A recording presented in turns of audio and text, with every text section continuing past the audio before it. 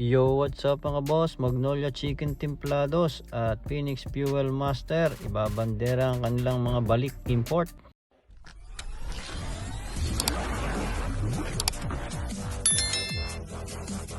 Unahin na natin sa Magnolia Chicken Templados na si Ricardo Preston Ratliff. Siya ay pinanganak noong February 20, 1989, isang American basketball player.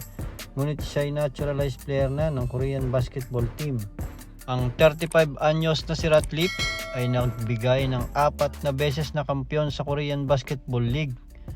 At ngayon ay nagbalik si Kuya Cardo sa PBA upang patulungan at palakasin ang Magnolia Chicken Templados ngayong Commissioner Cup. Ito, panoodin natin ang kanyang highlights.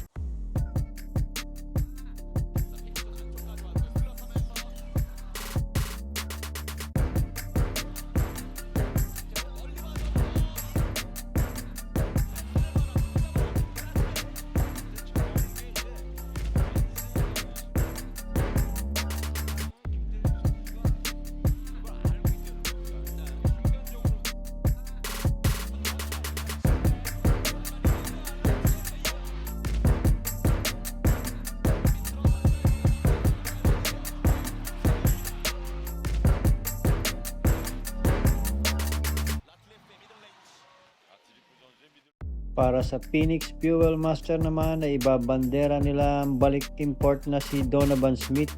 Si Donovan Smith ay isang 6'9" at 245 pound center na nagsimula sa kanyang karera sa kolehiyo sa Triton bago natapos ang kanyang huling 2 taon sa Quinnipiac Bobcats, isang NCAA Division I na paaralan. Huling naglaro ang 30 anyos na criminal justice major para sa Seagull Pristina Mercury sa Kosovo, kung saan nag-average siya ng 15.3 points, 9.7 rebounds, 1.7 assists at 1.3 blocks kada laro.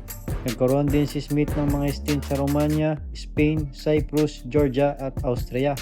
Ito, panoodin natin ang kanyang highlights.